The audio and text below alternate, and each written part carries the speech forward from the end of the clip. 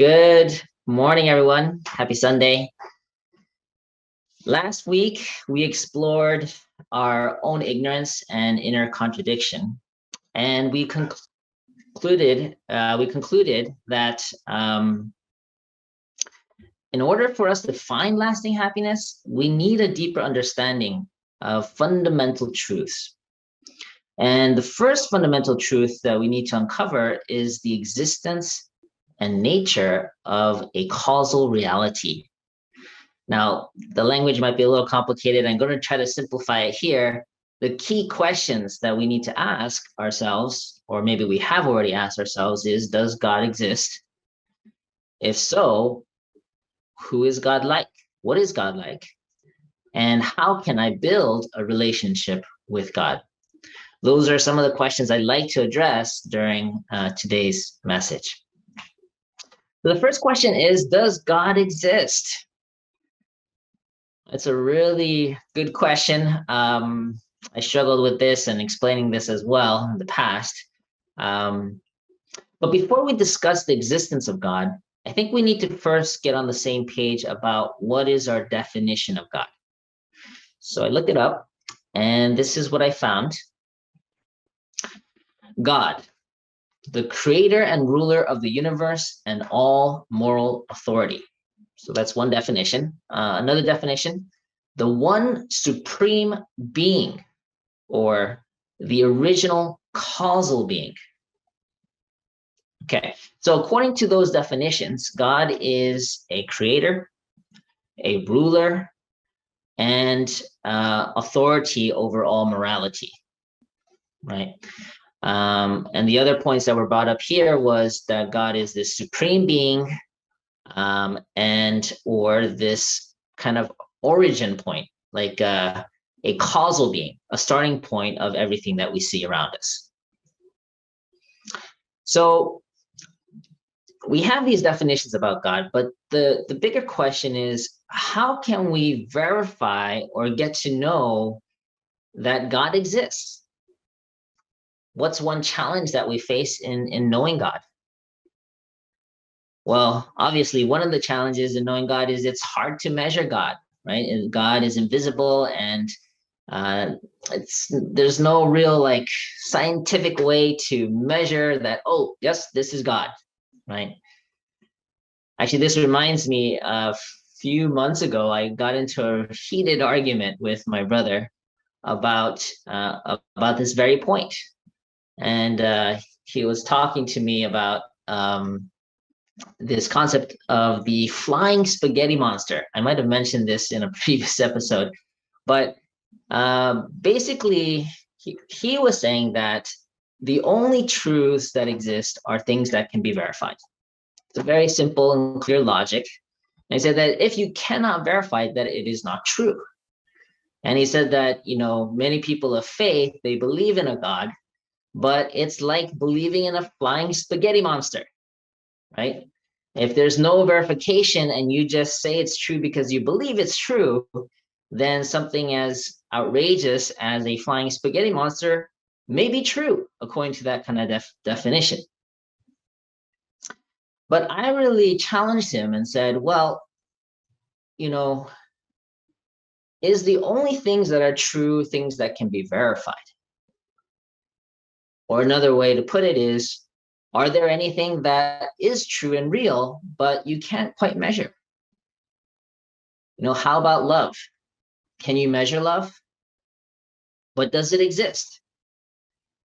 So I introduced this concept also in the introduction of the divine principle last week, but I think it's not about arguing what's right or wrong, but understanding that there are multiple approaches to understanding something and being open to hearing both sides.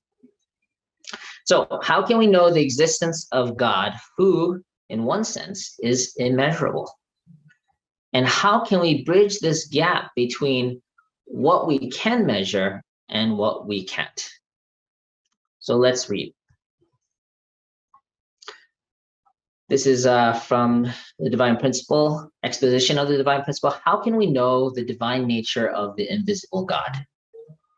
One way to fathom his deity is by observing the universe which he created.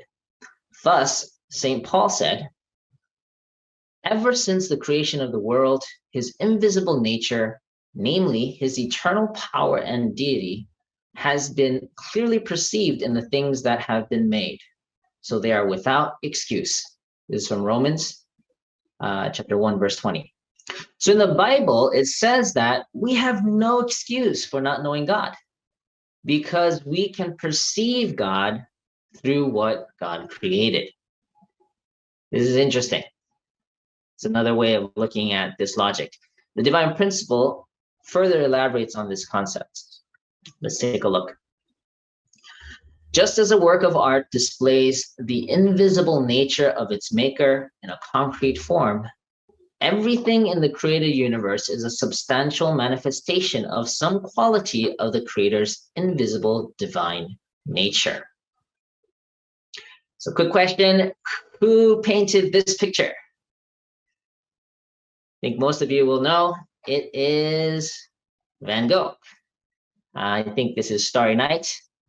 You can really tell Van Gogh's picture because it all has the same kind of style, and it reflects naturally how Van Gogh was feeling inside, or how he sees things. You know, he tends to be very emotional. His paintings are very colorful, beautiful in one sense.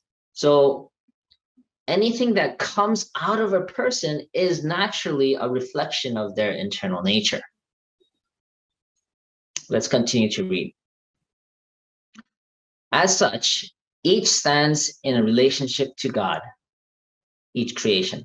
Just as we can come to know the character of an artist through his works, so we can understand the nature of God by observing the diverse things of creation. So everything that is created naturally reflects an aspect of the creator.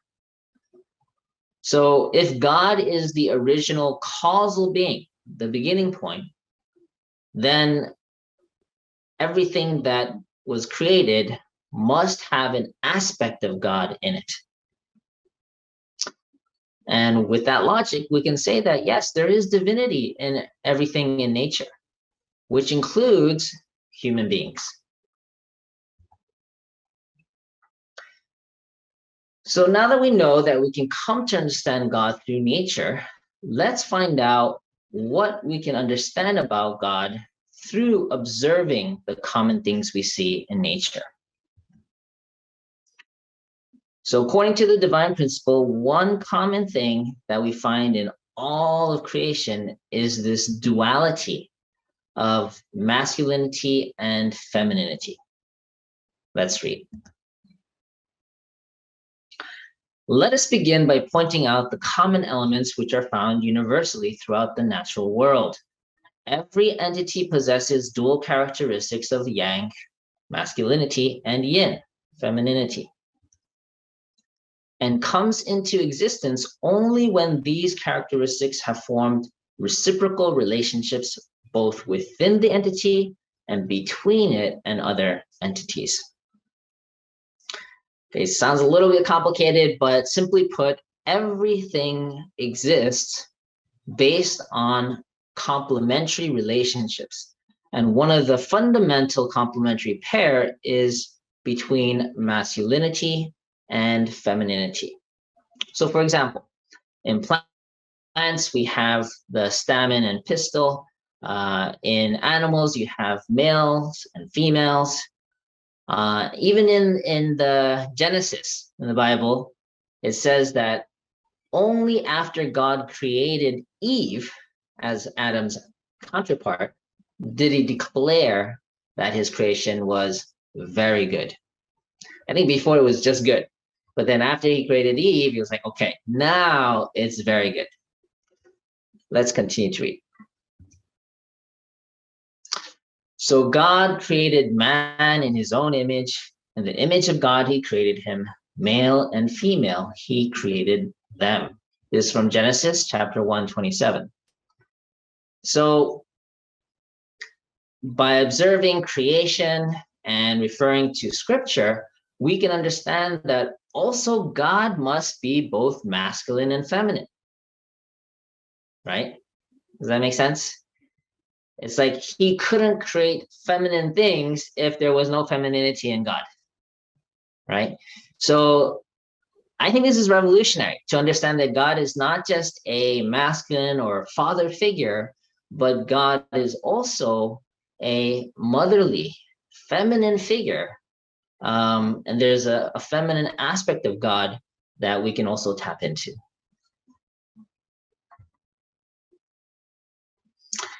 Okay, there's a second common characteristics that we find in all creation. According to the teachings in the divine principle, everything has also an internal nature and an external form. So let's read to understand what that means. There is another pair of dual characteristics and reciprocal relationships which are even more fundamental to existence than the dual characteristics of yang and yin. Every entity possesses both an outer form and an inner quality. The visible outer form resembles the invisible inner quality. The inner quality, though invisible, possesses a certain structure which is manifested visibly in the particular outer form. So to translate that, basically a human being, let's take a human being as an example. The human being's external form is the physical body. And also has this internal nature, which is the mind, or you can call it personality. So you kind of have both. There's this internal nature within each of us, and we also have an external physical form. But our external form, our physical body, is actually a reflection of our personality and invisible mind. To elaborate a little bit further, it means that, you know, how you think, how you feel, how you see the world actually affects how you look physically, right? Let's say you're always really feeling down or depressed or negative, then it's going to show on your face, right? Or if you have a lack of discipline or really not a good image of yourself, you might actually let loose and also show up in your physical form as well. So your physical external looks is also a reflection of your internal nature. All of these beings, the second part of that quote, it says, you know, all beings exist through this relationship, reciprocal relationship between this internal nature and this external form. And you need both, okay? How do you know that you really exist in life? You know, if you think that it's all about the externals, we're missing something, because think about it. Let's say you have a body without a functioning mind. What's that like? It's like you're in a coma, right? The physical body is completely healthy, it's functioning, but if the mind is not functioning, then you're not fully existing. I mean, you exist in the sense of like you're there, but if the mind is not working, then the being is comatose. But the other way is also just as true, right? Let's say you have a mind that is functioning, but the body is paralyzed, right? Then again, you're not fully functioning. So what I'm trying to say is that you need both the internal nature, or your mind and personality, and the external form to be functioning for us to fully exist. And that's how everything in creation is designed. Let's continue to read. The myriad qualities of God in their duality are apportioned into diverse human beings, each an incarnate object partner at the level of image. These qualities are also apportioned into all the diverse things of creation, each an embodied object partner at the level of symbol. The relationship between God and the universe is similar to that between internal nature and external form. So what the principle is saying here is that everything in creation, which has both an internal nature and external form, if everything in creation has that, then God must also have both. The question then is, what is God's external form? Right? If everything in creation has both internal nature, external form, and God must have those things, what is God's external form? Actually, the answer to that is that we, all of creation, are like the external form of God's internal nature. So if we try to function without understanding God, it's like we have the physical expression of it without a functioning mind, if that relationship isn't there. So in one sense, we're internally comatose. But the vice versa is true. Even if God exists, if we are not a good expression of God, if we're not in relationship, then God is also in one sense paralyzed, right? You can have the best mind, but if we're not in a harmonious relationship with God, then also God feels kind of paralyzed. He might have a will, a desire for us, but without that communication, without that harmony, he's also kind of stuck. So without resolving this gap between God and us, both God and us are in limbo, and our existence in one sense is not complete.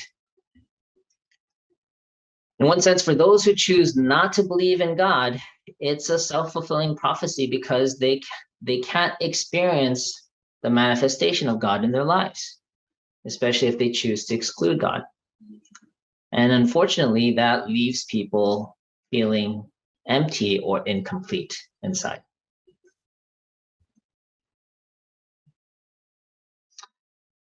Okay, finally, now that we explored the existence and nature of God, I want to go into, well, how can we build a personal relationship with God?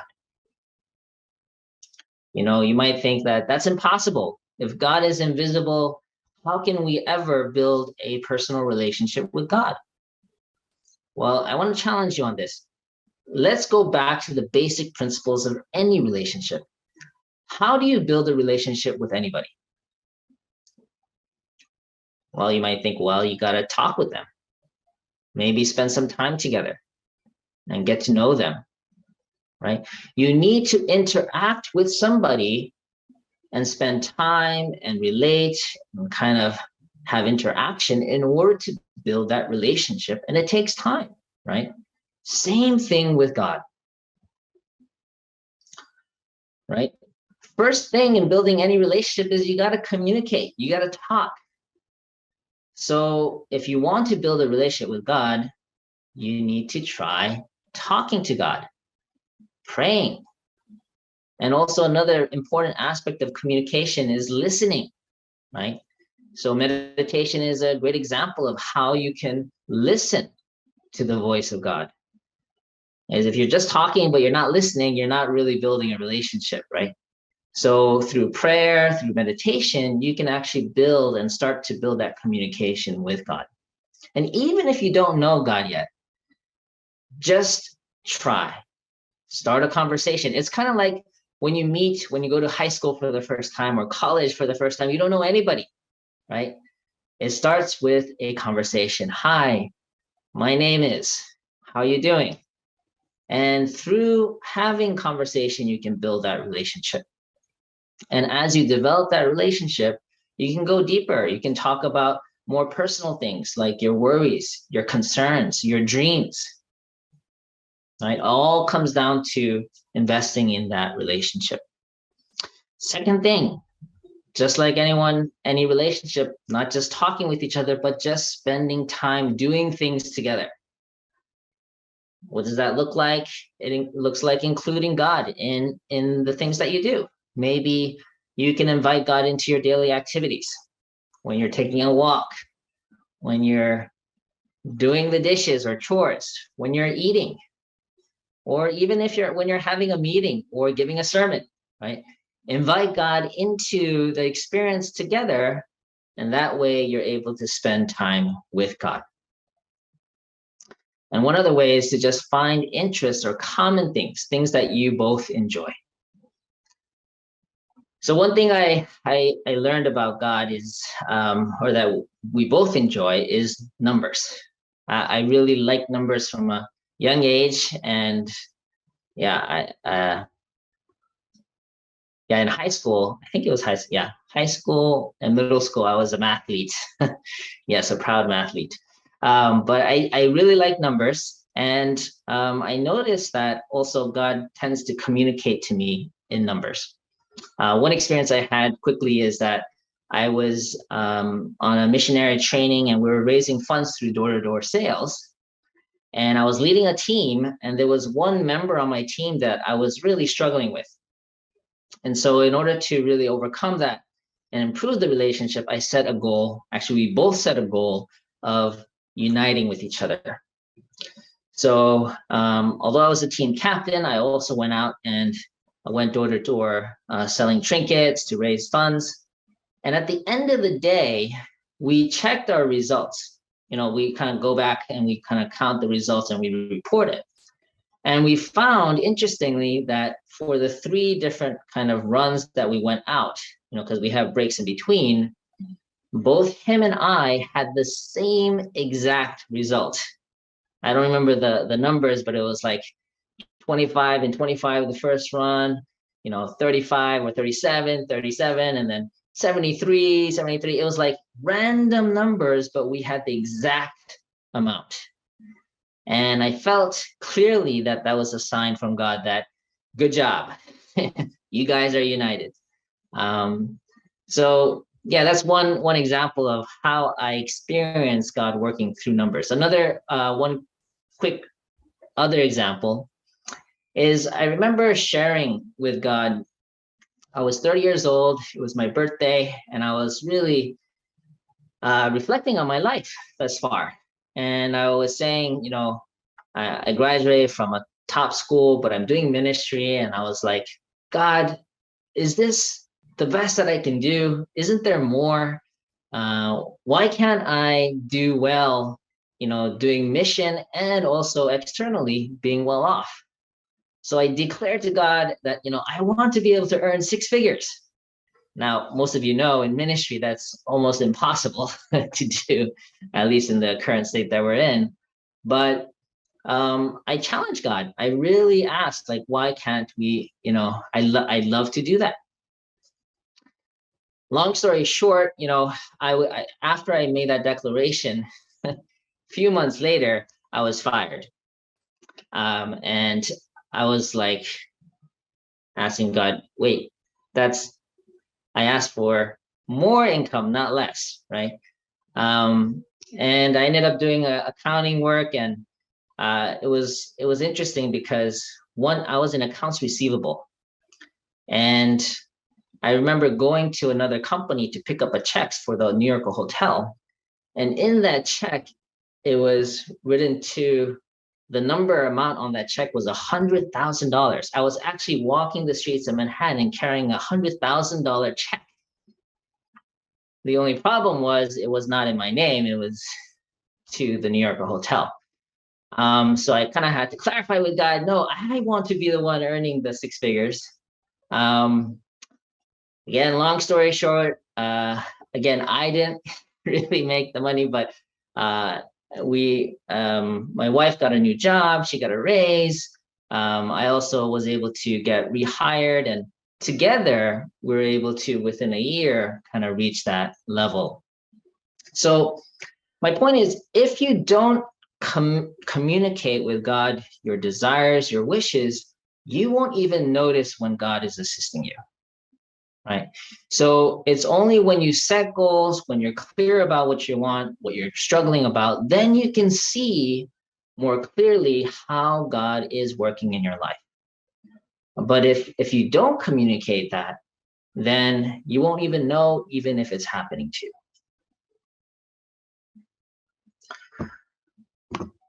Okay, so let's go into the final section, which is one way you can learn about God is to study. study nature, study scripture, and also listen to those who have a closer relationship to God than you. Right? That's why we have spiritual leadership. That's why we have pastors. There's people who have spent a lot of their time and energy, and they have a leaning towards understanding and relating with God. Those are the people that you can work with to learn more about God. Mother Moon just had a major prayer rally yesterday, and she really emphasized again that God is our heavenly parent who longs to relate with each of us as his children and create this peaceful world together. So by really interacting and learning from people who have a relationship, a deeper relationship with God, we can actually elevate our own understanding of God as well. So in summary, number one, God is the original being exists, and we can learn about God's nature through creation. Two, God has both masculine and feminine characteristics, and we are the external expression of God's internal nature. And finally, we can develop a relationship with God through things like prayer, including God in everything we do, and through studying about God and learning from those who have a better relationship with God. So it's good news, everyone. God exists. We simply need to consciously work on that relationship. Really, as we do that, we'll come to understand that God is really in a position as a parent to us, and God loves each of us very much. But like any relationship, we need to put in the effort and regular communication if you want to have that relationship. Many times we have strained relations, even between parent and child, husband and wife, siblings, right? If you choose to cut off that relationship, in one sense, they don't exist in your life. Same thing with God. If we choose to cut off that relationship and deny God's existence in our life, then it doesn't exist. But if we choose to work on that relationship, build that relationship, then God can be very real in your life, very personal. And you'll find that more than anyone else in the world, God is very intimately aware of your situation. And it's a profound feeling to be known and cared for and loved that deeply. So as we continue this Divine Principle series, we're going to discover even more interesting things like the purpose of life, the root and source of all unhappiness. Stay tuned for more next week and have a happy Sunday. May God bless you and your family this week.